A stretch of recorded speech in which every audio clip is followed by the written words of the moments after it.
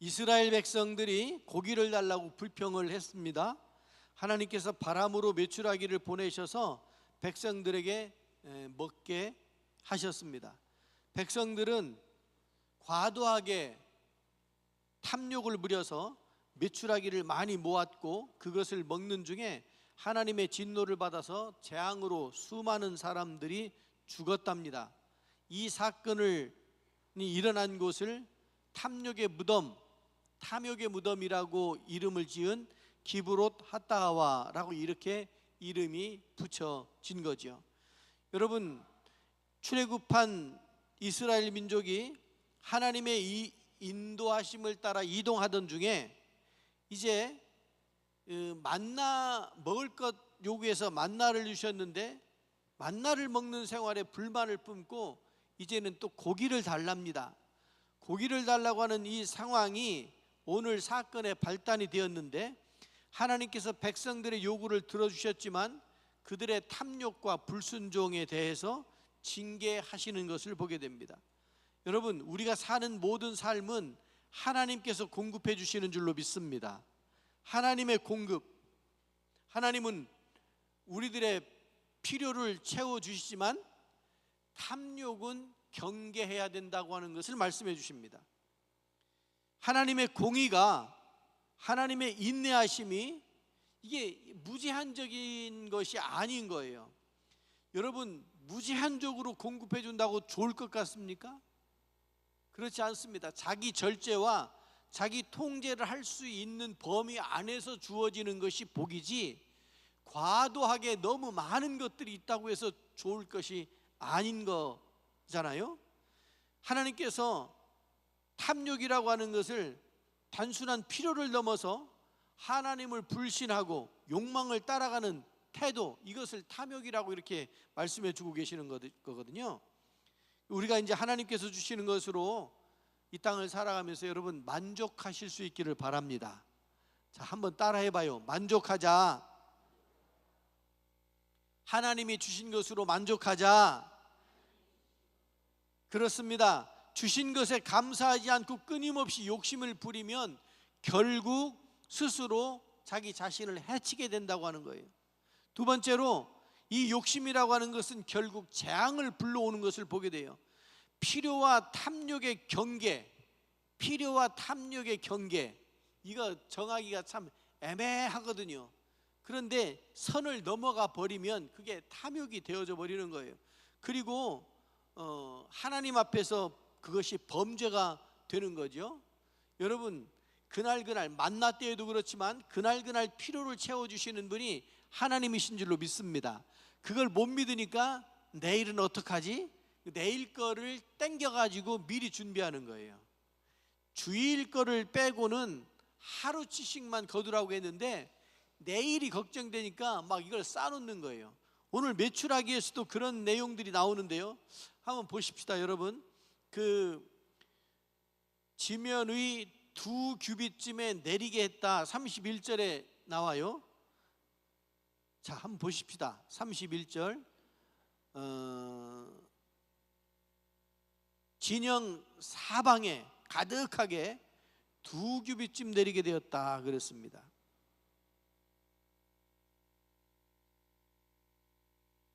두 규빗이 얼마큼이죠? 수요일 날 설명 열심히 들은 분들은 잘 알 겁니다.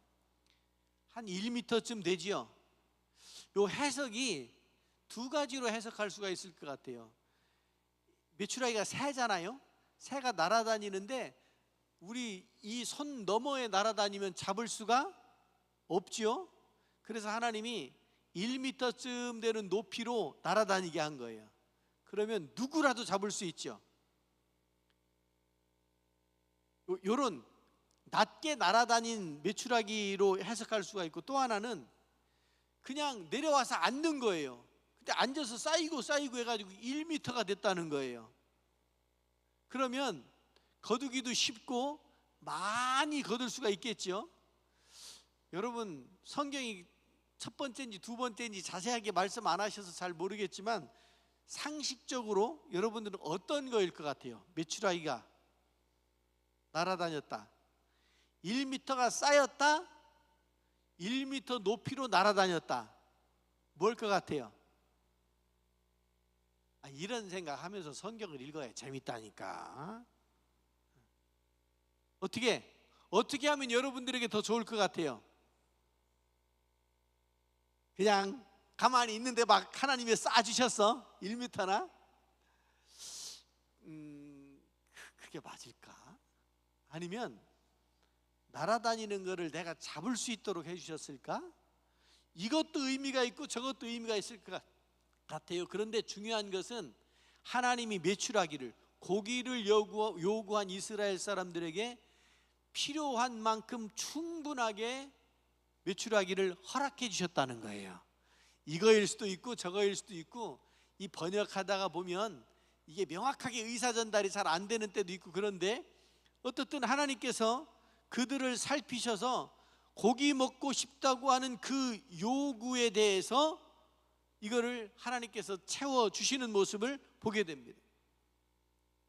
광야에서 만나만 먹는 것에 지쳤대잖아요. 아우, 이제 코에서 무슨 냄새? 만나 냄새가 나가지고 이제 이것도 질력 나서 못 먹겠다 이거잖아요. 그런데 만나가 없을 때는 어떻게 했어요? 만나가 없을 때는 아이고, 이러다 다 죽겠다. 이러다 다 죽겠다. 하나님께서 만나를 주셨는데 이제 그 만나 가지고 만족하지 못하는 거예요. 어때요? 여러분 지금 삶이 만족스러우신가요? 뭐 만족스러워요? 여기도 아프고 저기도 아프고. 오늘도 제가 이렇게 예배 때 오르락 내리락 하면서 살피고 성도들이 인사하고 그렇게 하는데, 90 되신 권사님이 계단을 올라오시는데 힘겹게 올라오시더라고요. 한 발짝 한 발짝 올라오시는데, 그래서 엘리베이터 타시면 좋을 텐데 운동 삼아 걸어서 올라가시나 보다 이런 생각을 했어요. 그런데 힘겹게 올라가시더라고요. 여러분 삶이 만족스러우신가요? 여기저기 쑤시고 아프고 마음에 드는 거 없고 그러신가요? 여러분 하나님께서는 우리에게 필요를 채워주시는 분이 하나님이신 줄로 믿습니다.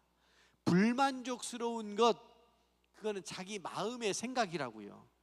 얼마나 좋아요. 에어컨 틀었네? 얼마나 좋아요. 여러분 더우면 에어컨, 추우면 히터. 얼마나 좋아요. 먹을 거, 입을 거 걱정하지 않고 사는 그런 시대잖아요. 그런데 욕심이라고 하는 것이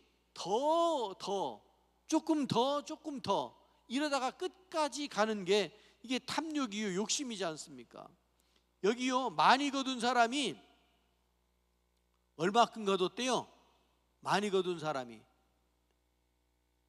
32절에 보니까, 아니 적게 모은 자도 10호멜이더라 이랬어요. 10호멜. 1호멜이 2.2kg입니다. 그러면 10호멜이면 얼마큼이에요? 20kg을 거둔 거예요. 20kg을 거뒀으면 혼자 들고 다니기 적당한가요? 어때요? 20kg 들으면 들만해요? 젊은 사람들은 뭐 가뿐할 테고, 연세 있으신 분들도 적게 거둔 사람이 그렇대요. 그러니까 충분하게 풍성하게 거둘 수 있었던 것이 메추라기였지 않겠습니까? 어느 날 어떤 농부가 요술 램프를 하나 손에 넣게 된 거예요. 그래서 램프에게 이런 명령을 드려요. 금을 만들어줘. 금을 만들어줘. 그래가지고 처음에는 이 금을 만들어주니까 금 가지고 필요한 것들을 사기 시작했어요. 먹을 것도 사고 입을 것도, 집도 짓고. 그런데 계속 금이 좋으니까 금을 만들어 달라고 매일매일 주문하는 거예요. 나중에 금이 쌓이고 너무 많이 쌓여가지고 어떻게 됐어요? 그 금에 눌려 죽었대요. 동화 같은 얘기예요? 애들한테 하는 얘기 같아요? 여러분, 우리는 안 그래요? 자꾸만 욕심을 더 내요. 조금만 더 하다가 이 동물은 그 속에 깔려서 목숨을 잃었다는데, 사람들의 일반적인 생각, 일반적인 탐욕이지 않겠습니까? 고기를 원한 것이 사실 그것을 죄라고 말할 수는 없을 거예요. 고기를 원한 것을 죄라고 말할 수는 없겠지만 문제는 그들의 마음이었잖아요. 하나님이 주신 만나에 만족하지 못하고 끊임없이 불평을 하며 나아갔던 그들에게 그 메추라기는 탐욕의 도구가 되어져 버리고 만 거예요. 이것만 있으면 행복할 텐데, 이걸 내가 가지지 못하면 나는 실패한 인생이야, 이런 생각들. 탐욕이 우리의 마음을 사로잡으면 그 사람의 삶의 자리가 기브롯 핫다와가 되는 거예요. 탐욕의 무덤이 되어져 버리고 마는 거죠.